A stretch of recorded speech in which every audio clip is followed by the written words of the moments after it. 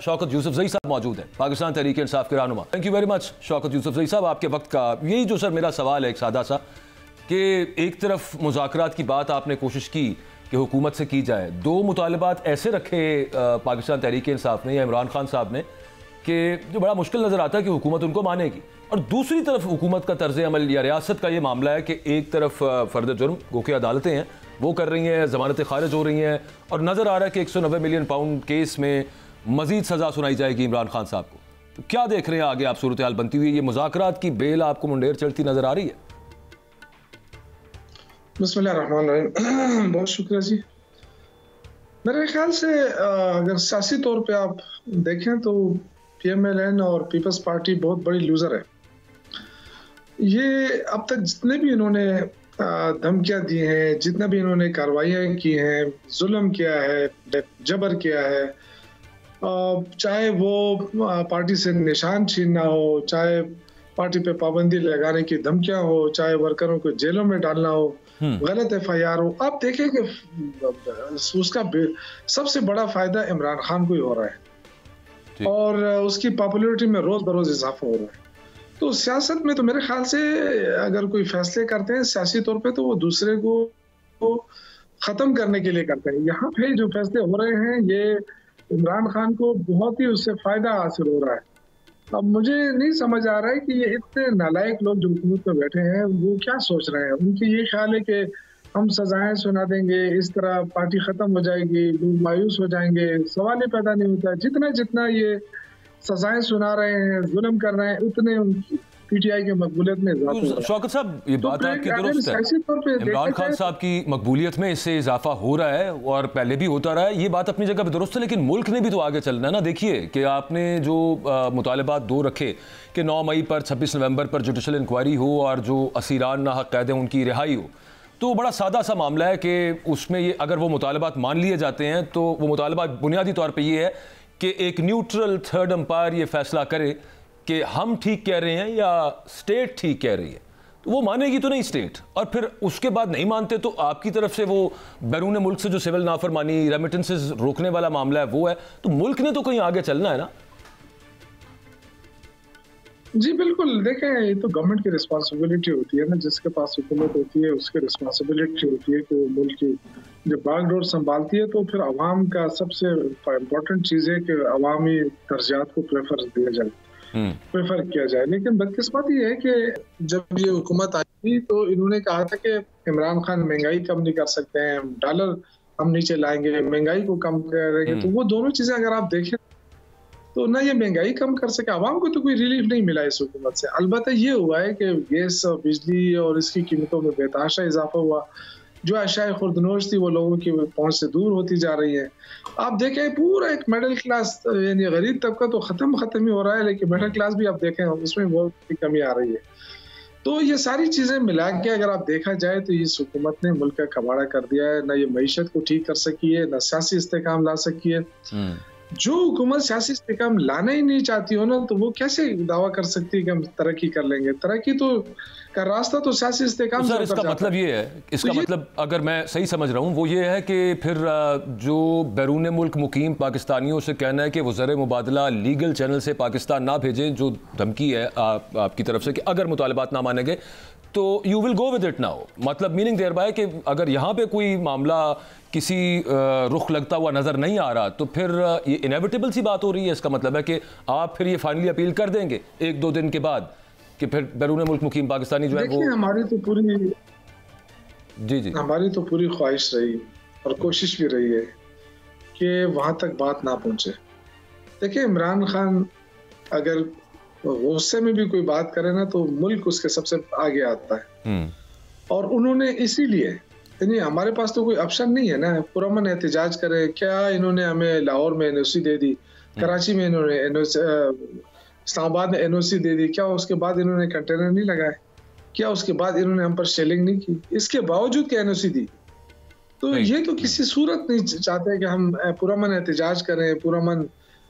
लेकिन इमरान खान ने फिर भी इसके बावजूद कि 26 नवंबर को हमने ये जो कहते थे कि जी बड़ा इनको ये हमला करने आए, तो मुझे ये बता सकते हैं कि हमने इस्लामाबाद की किस बिल्डिंग पे हमला किया था, किस बिल्डिंग पे कब्जा किया था। तो ये सारी हवाई बातें हैं।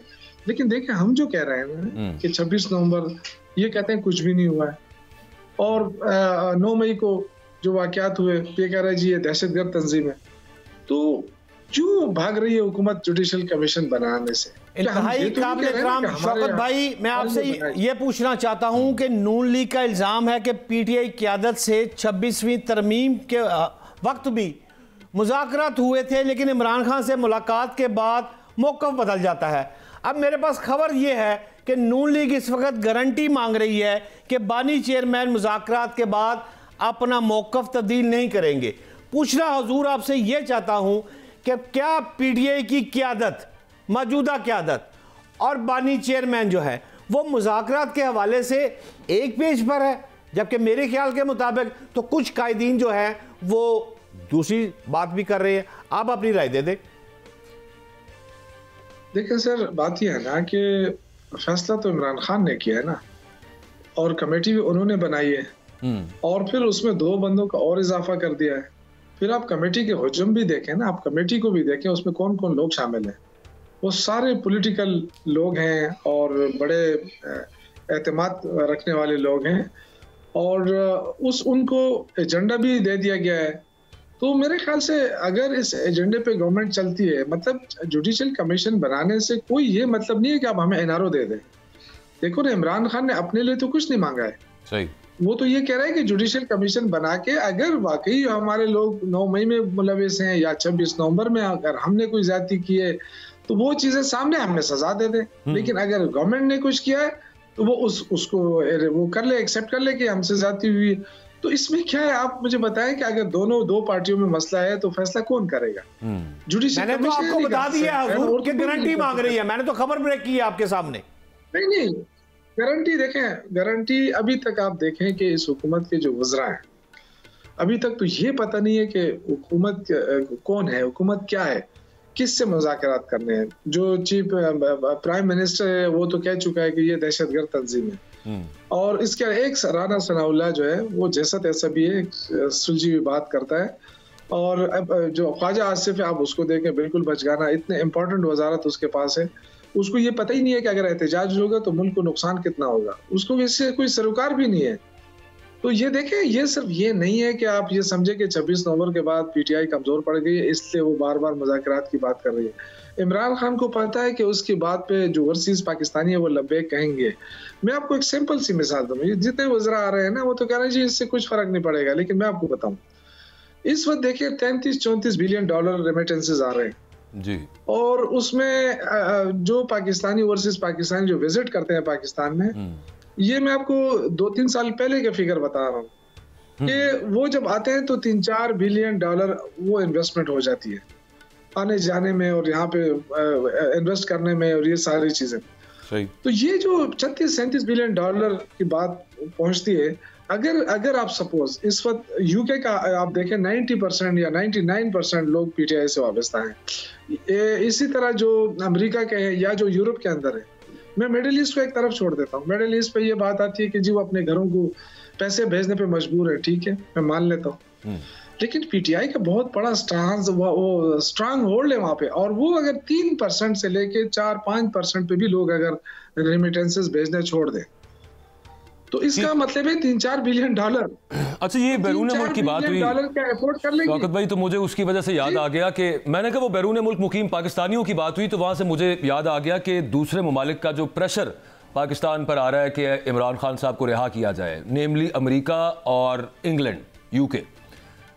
अब मैं पूछना ही चाह रहा हूँ कि जैसे वो रिचर्ड ग्रेनल जो नए उनके स्पेशल ऑनवॉय फॉर हॉटेस्ट स्पॉट्स बने हैं और वो अच्छे खासे एक्टिव हैं ट्विटर पर, और वो बहुत इंपॉर्टेंट पोस्ट है, और वो यूँ समझा जा सकता है कि डोनाल्ड ट्रंप साहब की जब प्रॉपर वो स्वेयर इन करेंगे as president of United States तो उसके बाद ये बढ़ भी सकता है यहाँ पर प्रेशर।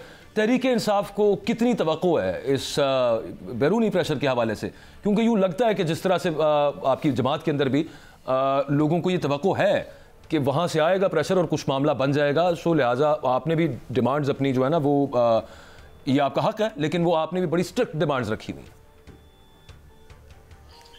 देखिए वो तो एक जो बैरूनी मुल्क के अपने मसाइल होते हैं, उनके अपने होते हैं। और ठीक है कि लोग वहाँ पे जो पाकिस्तानी हैं अमेरिका के अंदर, उनकी बहुत बड़ी तादाद में लोगों ने ट्रम्प को वोट दिया है और ट्रम्प को वहाँ तक उनकी बात पहुँचाई गई है कि पाकिस्तान के अंदर इंसानी हकूक़ की पामाली हो रही है। आप देखें कि कितनी बड़ी वायलेशन हो रही है ह्यूमन राइट्स की, लेकिन यहाँ तो मीडिया, ज़्यादातर मीडिया तो इस पर बिल्कुल खामोश है, वो किसी और तरफ बात कर रहा है।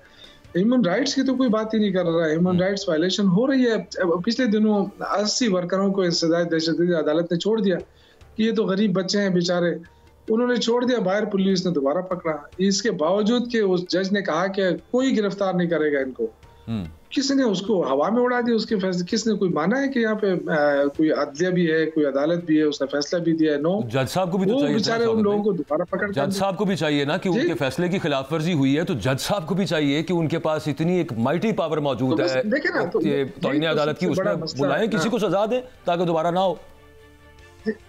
देखिए, मैं तो ये अर्ज कर रहा हूँ ना कि गवर्नमेंट जो है वो बिल्कुल अदालती निज़ाम को जिस अंदाज से रोकते जा रही है ना, इससे देखें इंसाफ के तकाजे पूरे नहीं हो रहे। अगर इंसाफ के तकाजे पूरे होते ना तो सियासत के अंदर कोई बड़ी बात नहीं है कि सजा हो गई, जेल चला गया, ये तो कोई बात नहीं है। बिल्कुल ठीक। लेकिन आप देखें कि सियासी लोगों को जिस तरीके से पनिश किया जा रहा है, उसमें यही है कि काश ये पाकिस्तान भाई, मैं आपसे आखिरी छोटा सा एक सवाल करना चाहता हूं, पूछना आपसे ये चाहता हूं कि मुफाहमत की बात आगे चल रही है, जबकि जो मुखालिफ प्रोपेगेंडा है सोशल मीडिया पर फौज के, हुकूमत के खिलाफ, वो तो बैरून मुल्क से हो रहा है।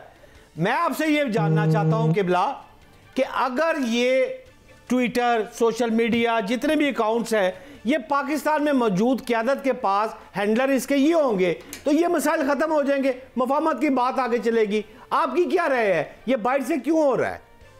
Your take sir. जी, मैं देखना तो उन लोगों में हम शामिल हैं जो चाहते हैं कि मुफाहमत हो। हमारी पूरी ख्वाहिश रही है कि मुफाहमत हो, क्योंकि मुल्क इस और मजीद बर्दाश्त नहीं कर सकता। लेकिन मुसीबत ये है कि कितने मुफाहमत, कौन लोग हैं? ये तो गवर्नमेंट तो एक्सपोज हो गई है, इनके पास तो कोई इख्तियार भी नहीं है। अगर इख्तियार हो तो दिन से बात कर लेते, लेकिन बातचीत से जब भाग रही है गवर्नमेंट, कभी एक बहाना कभी दूसरा बहाना कि जी हमें तो इन्होंने बताया नहीं है। जी, हालांकि कौमी असेंबली में स्पीचेस हुई हैं, सेनेट के अंदर हुई है, बाकायदा कहा गया कि ये बात तो बड़ी क्लियर नजर आ रही है कि बातचीत से हुकूमत जो है ना वो कनी कतरा रही है। Thank you very much Shaukat Yusuf, आपने अपना कीमती वक्त दिया। शहजाद भट्ट साहब, वो आपने उनकी बातचीत सुनी, वो बड़े एहतियात से उन्होंने जितनी भी बातचीत थी वो आप सामने रखी है। आपको नहीं लगता कि जो देखें एक कमरे में एक हाथी खड़ा हो और आप बात कर रहे हो गुलदान की, मेरा मतलब है कि अगर इंटरनेशनल प्रेशर है तो वो देखिए वो कितना खुल के रिचर्ड ग्रेनल जो बात कर रहे हैं, तो वो कुछ ना कुछ तो उसका मामला होता है। तो आपको नहीं लगता कि जो मुज़ाकरात की विंडो है वो फास्ट क्लोज हो रही है, आहिस्ता आहिस्ता आहिस्ता आहिस्ता, उससे पहले हुकूमत को कुछ कर लेना चाहिए? बाजवा साहब, आप फरमा रहे हैं कि जो एहतियात से बात की है, उन्होंने ये कहा है पूरी गुफ्तगू में कि गल है बड़ी बारीक है, गल है भी ठीक है तो गल है भी ठीक है। अच्छा, विचकोरा निकल गया। अच्छा बाजवा साहब, मैं आपको सादा अल्फाज में बात करता हूँ, माशाल्लाह बहुत पढ़े लिखे आदमी है। मैंने उनसे भी ट्विटर की बात कर ली, मैंने उनसे सारे सवाल भी पूछ लिए। ए जी सुलह है ना, ए लड़ाई दो पहलवाना दी चल रही, आधे मिनट की कहानी सुना देता हूँ। ख्वाजा अजहर उर्फ तीफी भट्ट साहब को जानते हैं जी? ये लाहौर के एक पंजाब का टॉप पहलवान, आजकल इश्तिहारी ने, उनके एक सगे भाइयों की तरह दोस्त थे मलक एहसान, उनकी आपस में मुखालफत हो गई।